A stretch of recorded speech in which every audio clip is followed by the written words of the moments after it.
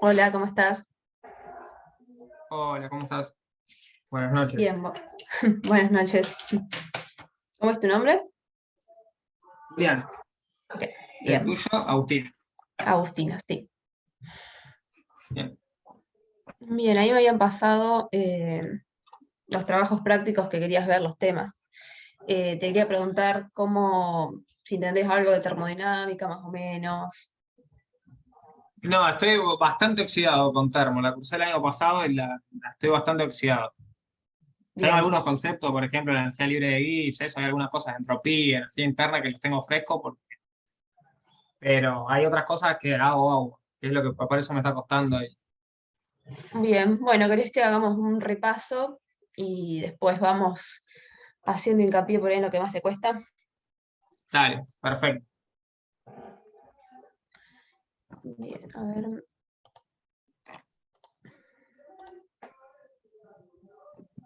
Acá está.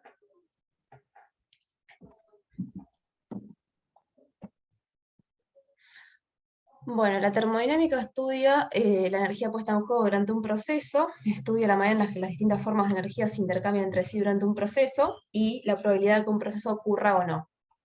Esto te lo voy pasando más o menos rápido porque supongo que más o menos lo tenés, pero bueno, después vos me vas preguntando si tenés alguna duda. El universo está compuesto tanto por el sistema, que es la porción de materia que aislamos para estudiar, como por el entorno, que es todo lo que rodea al sistema. Entonces, el entorno más el sistema es el universo.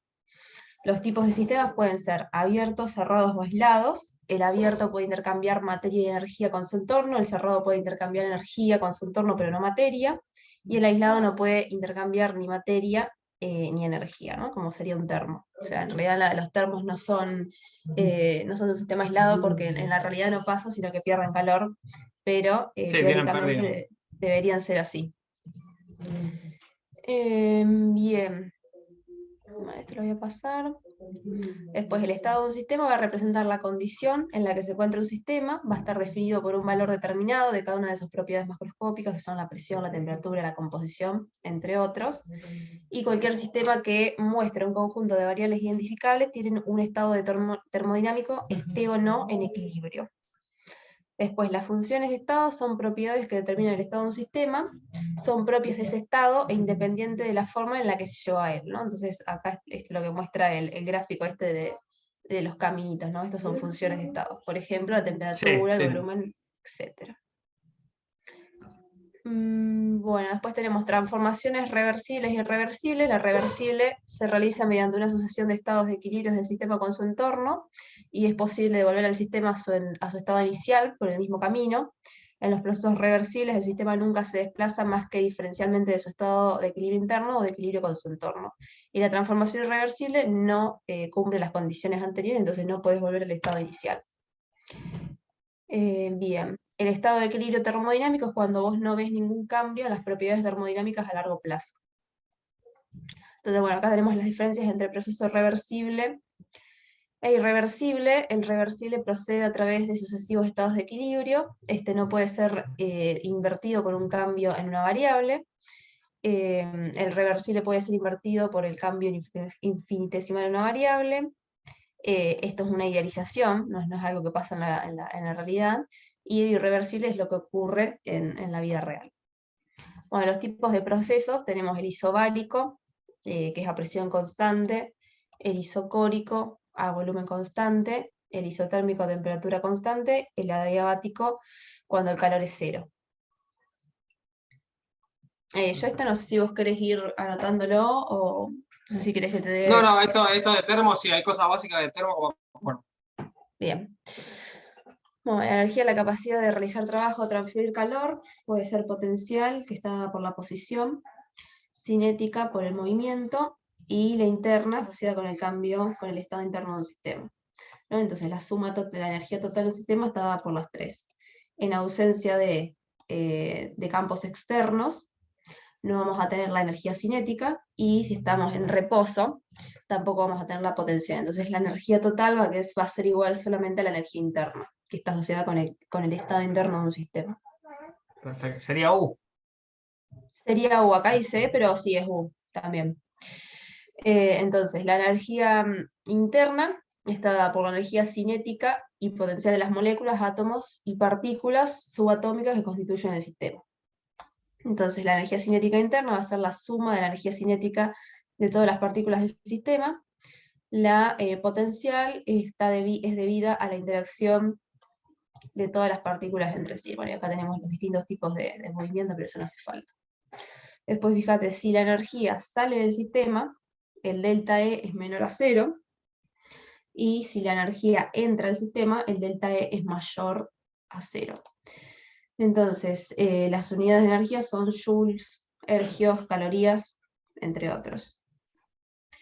Entonces, para un sistema cerrado, el intercambio de energía entre el sistema y su entorno va a ser de dos formas, o calor o trabajo. Entonces, el trabajo es la energía que se usa para que un objeto se mueva contra una fuerza, y el calor es la energía que se transfiere a un objeto más caliente a uno más frío. Entonces, el trabajo va a ser la transferencia de energía entre el sistema y su entorno debido a una fuerza macroscópica, ¿no? Acá tenemos F, ¿no? En la ecuación, esta es como la ecuación general, y de la distancia. Y las unidades son iguales a las de energía, justamente porque el trabajo es energía. Si el trabajo es efectuado sobre el sistema, va a ser mayor a 0, y si el trabajo es realizado por el sistema, va a ser menor a 0. Bien, entonces el trabajo de expansión-compresión es o trabajo de cambio-volumen. Entonces acá tenemos la muestra de cómo aumenta el volumen, y esta diferencia de volumen es la que va a determinar el trabajo, ¿no? Que es acá en la ecuación. Entonces, si vos recordás, la presión es igual a la fuerza sobre el área, ¿no? Una unidad de fuerza sobre área. Entonces, si uno despeja, Sí. esa ecuación te queda que fuerza es igual a presión por área. Entonces ponemos presión por área. La distancia en este caso va a ser este delta H, entonces ponemos delta H, y como área por delta H es volumen, queda delta de volumen, ¿no? Y esto es volumen final menos volumen inicial, por la presión externa. Bueno, esto nos da el trabajo realizado por el gas. Bien, si el trabajo se realizara contra el vacío, sería 0, ¿no? Como la presión externa es 0, esto es 0, entonces todo es 0. Entonces el sistema no va a realizar ningún trabajo de expansión cuando se expande en el vacío. Después tenemos expansión isotérmica a temperatura constante, de un gas ideal en dos etapas. La etapa 1, suponete que vas a una presión 3, esta de acá, desde un volumen 3 a un volumen 1, entonces este cuadrado acá, todo esto que está acá, y la etapa 2 vas desde un volumen 2 a un volumen 3, que es todo esto. Y el trabajo total va a ser la suma de los trabajos de cada etapa. Entonces nos queda esta ecuación. Perfecto. Sí, que si lo quisiéramos hacer exacto sería la integral debajo de la curva. Claro, la integral debajo de la curva. Ahora, o sea, esta es como la ecuación general, y de estas van surgiendo todas las otras, ¿no? Porque para cada condición, si estás a presión constante, si estás a temperatura constante, tenés una ecuación distinta, digamos, si es un gas ideal, si no es un gas ideal, pero todas salen de la integral esta, de acá. Perfecto.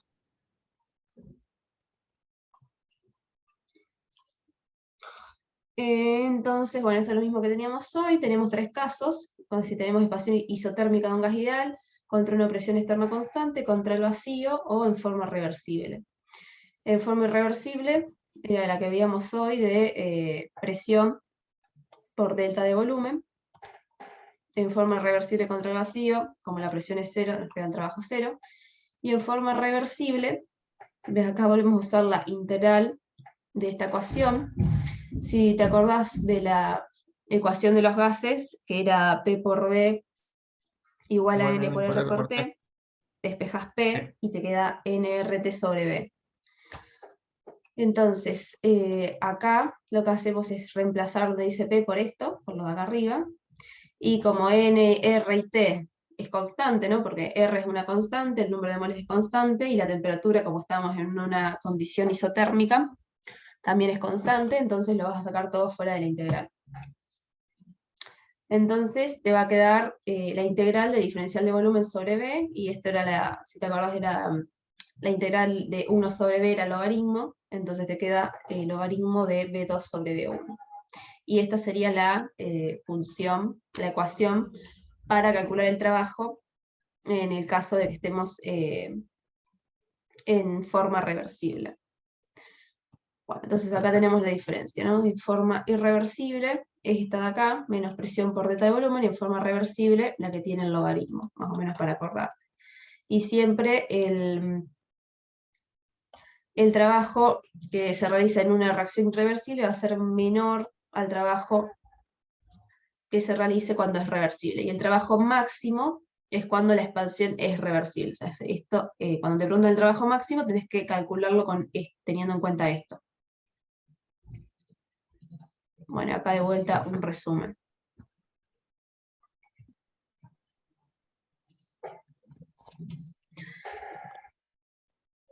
Bien. Bueno, entonces el calor va a ser la transferencia de energía entre el sistema y su entorno, debido a una diferencia de temperaturas entre ellos. Entonces, cuando se entrega energía en forma de calor, se almacena como energía, y eso va a hacer que la temperatura cambie, ¿no? Que aumente o que disminuya. Las unidades son joules o ergios o calorías, lo mismo que las unidades de energía que vimos hoy.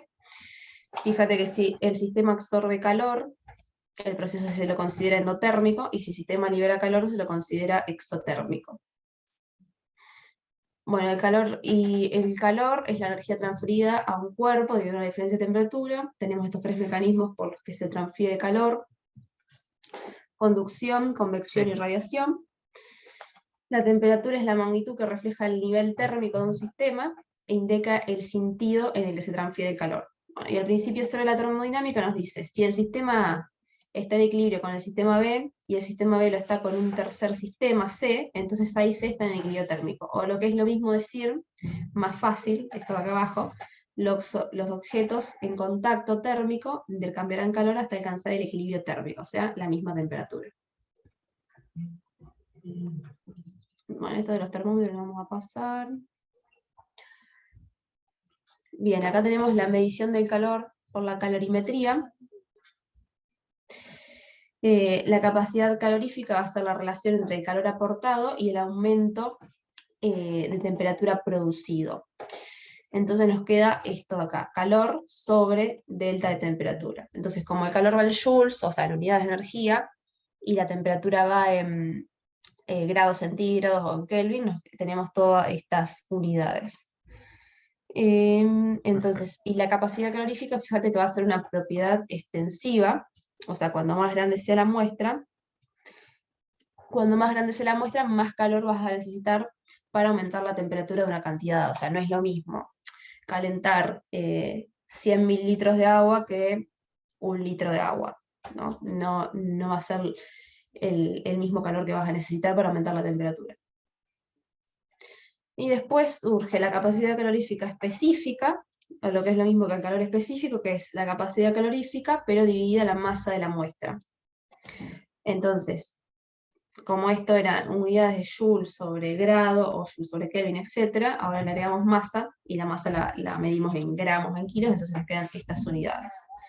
Y la definición sería que es la cantidad de calor necesaria para elevar 1 grado la temperatura de 1 gramo de sustancia pura sin que haya un cambio de estado.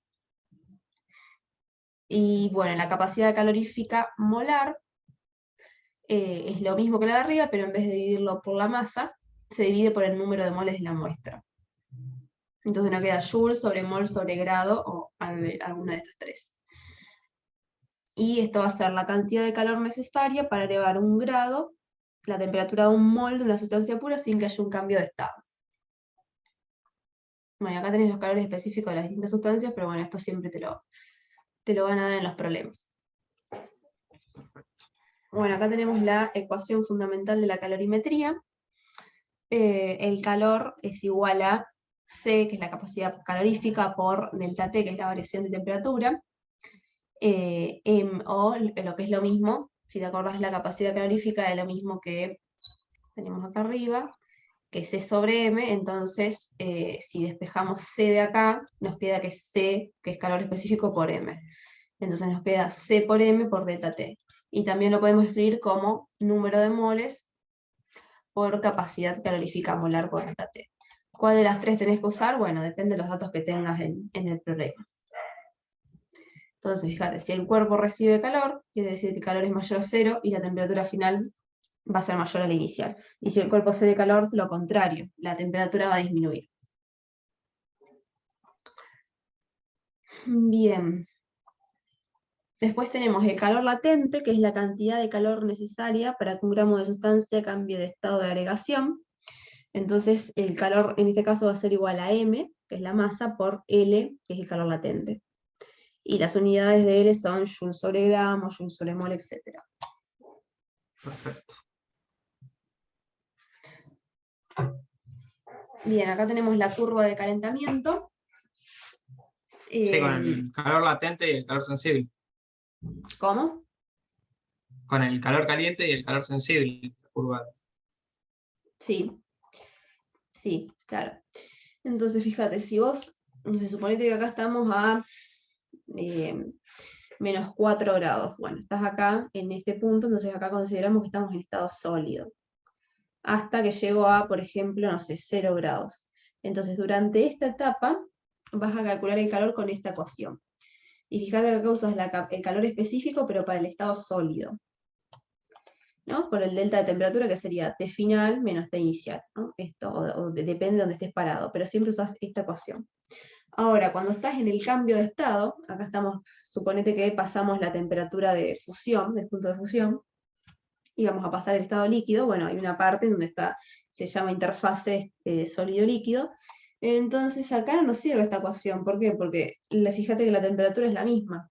Entonces si yo acá pongo que la temperatura final e inicial son la misma, el delta T es 0, y todo eso se me hace 0. Entonces acá no sirve esta.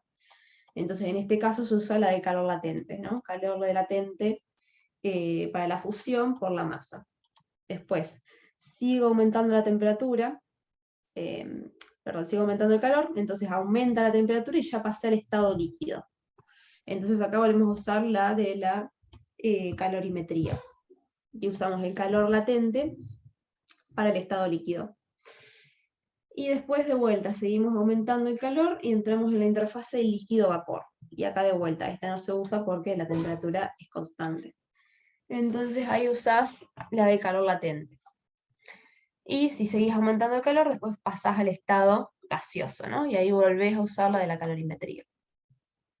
Bueno, y acá tenemos, en el caso del agua, ¿no? En estado sólido hasta 0 grados. Después tenemos la interfase sólido-líquido. Seguimos aumentando estado líquido hasta los 100 grados, que es el punto de ebullición. Vaporización del líquido y después ya entramos en estado gaseoso.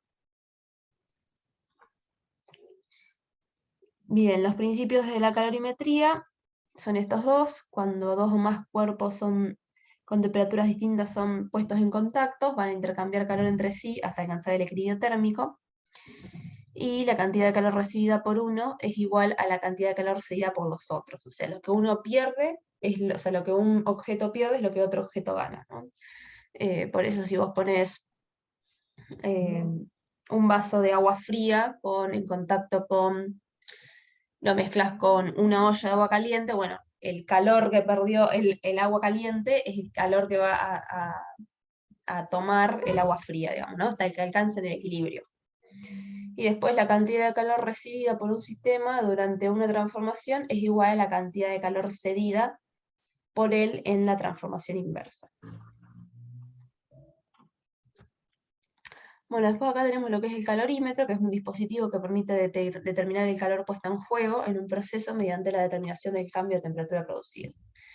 Y como es un recipiente diabático, la suma, o sea, el calor liberado por el sistema es absorbido por todas las partes que componen el calorímetro, entonces se considera que la sumatoria del calor es 0. Entonces, calor cedido más calor absorbido es 0. ¿No? Bueno, y acá tenemos un resumen de todo lo que vimos recién, ¿no? Capacidad calorífica, calor sobre delta T, calor específico, capacidad calorífica sobre masa, capacidad calorífica molar, capacidad calorífica sobre número de moles. Si estamos en calentamiento o enfriamiento, usamos la ecuación fundamental de la calorimetría, y si estamos en un cambio de estado, usamos esta. En el calorímetro, como es un proceso abático, la suma de los calores es cero, entonces nos queda esto de acá. Bueno, esto sería todo de esta parte que es de calorimetría y todo esto. Perfecto. ¿Querés hacerte ese ejercicio acá para ver si entendiste más o menos cómo era? Bueno, paso.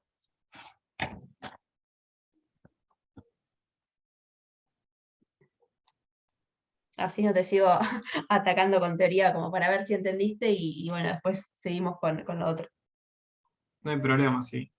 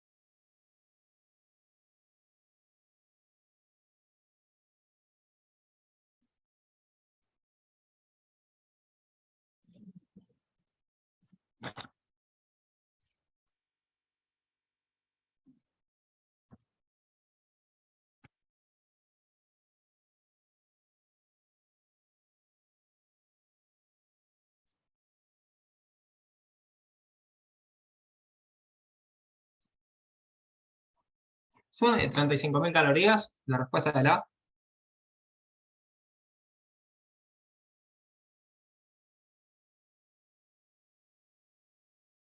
Sí.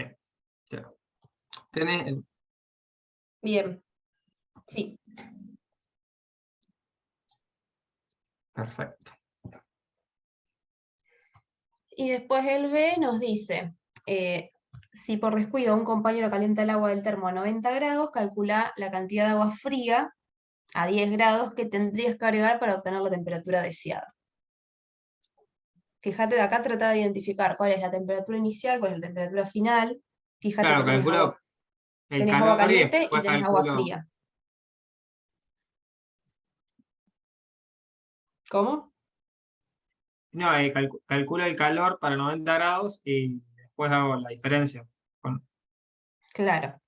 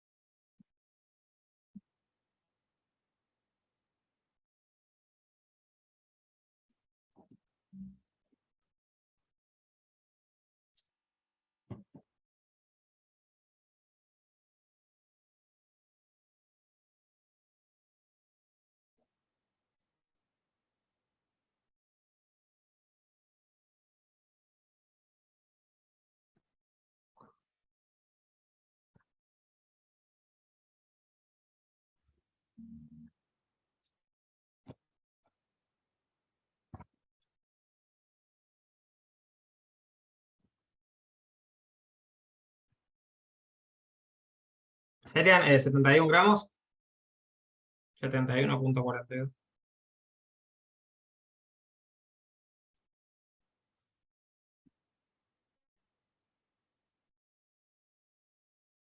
Sí, está bien. Perfecto. Buenísimo. Bueno, espérate a ver qué.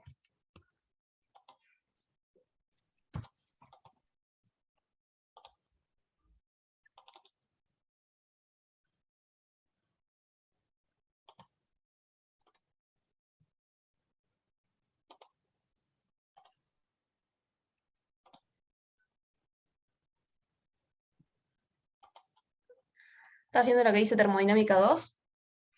Sí. Bien.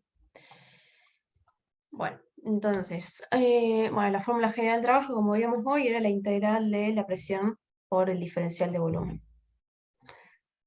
Entonces, bueno, el calor, lo que veíamos hoy, te lo repito de vuelta porque lo vimos recién. Acá vamos con el primer principio en la termodinámica, que nos dice que el universo termodinámico constituye, por definición, un sistema aislado. Entonces, ¿qué quiere decir? Que la energía total de cualquier sistema aislado se conserva, o lo que es lo mismo que decir que la energía total del universo es constante. Entonces nos queda que la energía del universo es constante y si vos haces el diferencial va a ser cero. Entonces, para un sistema cerrado, la primera ley de la termodinámica se va a expresar como que la energía interna es igual al calor más el trabajo. ¿No? Y bueno, acá tenemos las diferentes posibilidades, ¿no? Si el calor es mayor a cero, se transfiere calor del entorno al sistema, y si el calor es menor a cero, se transfiere calor del sistema al entorno. Si el trabajo es mayor a cero, quiere decir que el entorno efectúa trabajo sobre el sistema, y si el trabajo es menor a cero, el sistema efectúa trabajo sobre el entorno. Bien, la Tengo una expansión consulta, isotérmica. ¿sabés qué hay algo que no me queda claro que la tenés ahí? Sí, Lo del concepto de función de estado, ¿qué se refiere cuando una ecuación es función de estado? ¿A qué es indistinta a cómo llega al objetivo? claro, ¿ves? Esto acá. Uy, yo te lo pasé de largo, pero bueno. ¿Ves? La energía interna es una función de estado. Quiere decir que no importa el camino que vos hiciste para llegar desde el punto A al punto B. En cambio, en el Perfecto, calor y en el sería como trabajo la sí. trayectoria en física. Claro, a ver, ahora que sí estaba en la otra diapositiva, lo tenía por acá. Sí, lo pasaste al principio, pero no sabía si estaba bien. Pero sí, es el concepto ese que llegamos al mismo objetivo indistintamente del proceso intermedio. Claro, claro, o sea, como que no importa, son independientes desde la forma en la que se llevó a él, ¿no? Por ejemplo, la temperatura, el volumen, la energía. No importa si vos hiciste esto o si hiciste todo este camino, es lo mismo. Bien. Perfecto. Sería una ecuación cuando utilizamos constante y como que no nos interesa el proceso de por medio, solo los valores Claro, finales, iniciales. claro, exactamente. Bien. Entonces, la expansión isotérmica de un gas ideal, ¿no? Isotérmica, de temperatura constante. La energía interna de un gas ideal, solo hay contribución de la energía cinética porque no hay energía potencial de interacción entre las moléculas en un gas. Entonces, la energía cinética va a ser 3 medios de R por T, ¿no? R es la constante de los gases. Si T es constante, porque estamos en un proceso isotérmico, la energía va a ser cero. Entonces el delta es cero, y entonces quiere decir que como el delta era calor más trabajo, quiere decir que el calor es igual a menos el trabajo.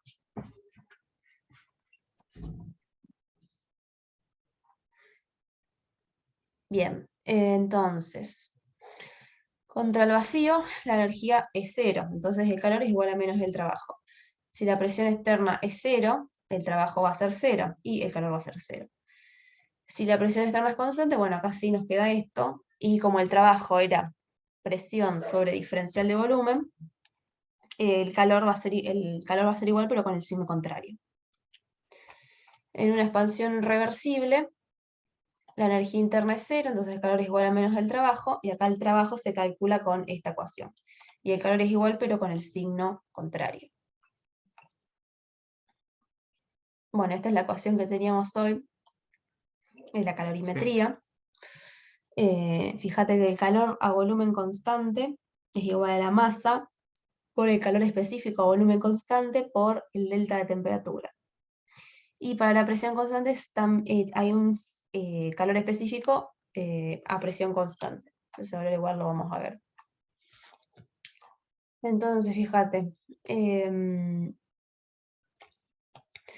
el delta E es calor más trabajo. Entonces, si vos despejas el calor, te queda delta E menos trabajo.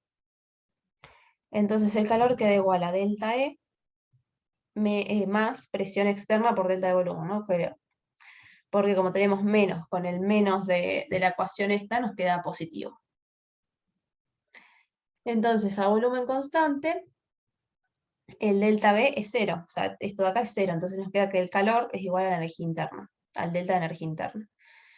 Entonces, como el calor es igual a la energía interna, el calor se calcula así, entonces nos queda que la energía interna es igual a esto, M por CB por delta T, o lo que es lo mismo sale la capacidad calorífica molar. Si estamos a presión constante, suponemos que el proceso ocurre a presión constante, entonces en todo momento la presión externa es P. Entonces, el calor igual a la energía interna más presión externa por delta de volumen. Entonces, si todo es constante, sacamos el diferencial afuera y nos queda esto, más E de P por B.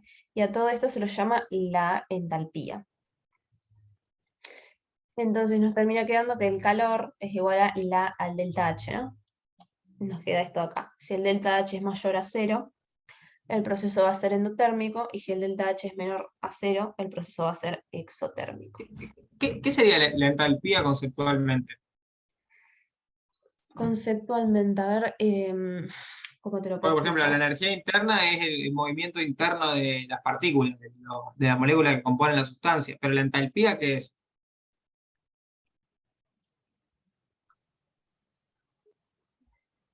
O sea, la entalpía es el flujo de energía térmica en los procesos químicos efectuados a presión constante, cuando el trabajo solamente está dado por la presión y el volumen.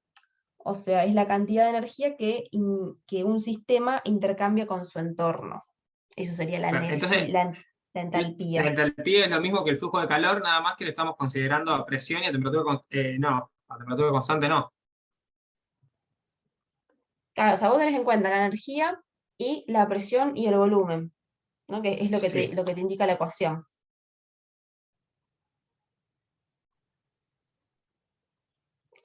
Es claro, es lo que sí, está bien, lo que me decías recién, sí. Sería como la variación de calor, la entalpía. Sí. Entonces, como acá nos Ah, queda lo que la tenés ahí, entalpía. disculpa. No, Tenés no, no pasa nada. el calor a presión constante. Está ahí. Claro. Eh, entonces, como todo esto es H, nos queda el H, nos queda igual que al calor. Entonces, el calor, o el delta H, nos queda igual a M por el Cp, que es el calor específico a presión constante, por el delta de temperatura. Después tenemos la relación entre el Cb y el Cp. eh, el delta E, ¿no? Estas dos ecuaciones que están acá salen de lo que veíamos arriba. N por Cb por delta T, delta H, N por Cp por delta T. Entonces, para un gas ideal, P por B es igual a N por R por T, ¿no? La ecuación del gas ideal. Entonces, nos queda esto de acá, delta H, delta E, N, R, delta T. Reemplazamos por esto de acá, entonces nos queda esto. Acá en delta E reemplazamos por esto de acá. Y bueno, esto nos queda igual, entonces fíjate que acá saca factor común N y delta T, y te termina quedando Cp, Cb y R. Entonces nos queda esto, que el Cp es igual al Cb más R. R es la constante de los gases. Ah, sí. Si estamos en un gas monoatómico, en un gas ideal monoatómico, la energía era 3 medios de R por T, el delta de energía era 3 medios de R por delta T. Entonces todo esto termina siendo igual a Cb por delta T. Entonces, de acá, si vos trabajas esta ecuación, ¿no? Delta T, termina quedando que el Cb es igual a 3 medios de R, y de acá, como 3 medios de R Cb, lo reemplazas acá, 3 medios de R más R te da 5 medios de R. Entonces esto se cumple siempre para un gas ideal. Perfecto. Bien, más o menos se entendió hasta ahí. Sí, hasta ahí perfecto. Bien. Entonces tenemos la expansión isotérmica de un gas ideal, ¿no? Delta H más delta E más delta de P por B. Si la temperatura es constante, acordate que la energía interna es cero. Y de la ley de Boyle sale que P por B es constante, entonces todo esto es cero, entonces el delta H termina siendo cero. O sea, que quiere decir que no, no tenés variación de entampía cuando querés expandir un gas ideal a temperatura constante. Perfecto, es lógico porque no va a haber flujo de calor. Claro, claro, Ok, exactamente. variación de temperatura. Bien.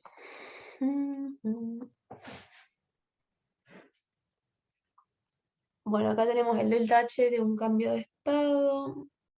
Bueno, acá hay nada, los nombres, ¿no? Si pasas de sólido a líquido, delta H de fusión; si pasas de líquido a gaseoso, delta H de vaporización; si pasas de sólido a gaseoso, delta H de sublimación, y bueno, lo mismo con el resto.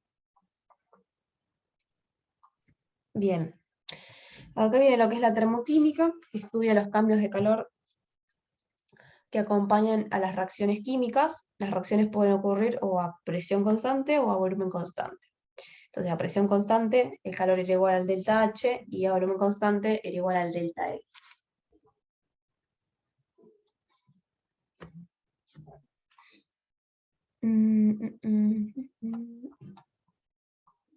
Bueno, fíjate esto, que es importante.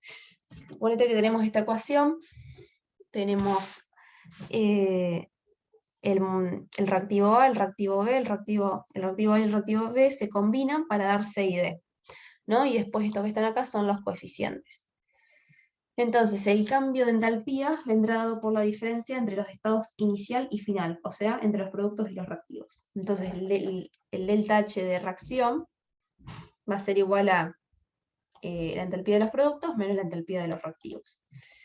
Y todo esto lo podés escribir como entalpía molar de C por su coeficiente estequiométrico, entalpía molar de D por su coeficiente estequiométrico, menos todo esto que es la entalpía de los reactivos, entalpía molar de A por el coeficiente estequiométrico de A, y lo mismo con B.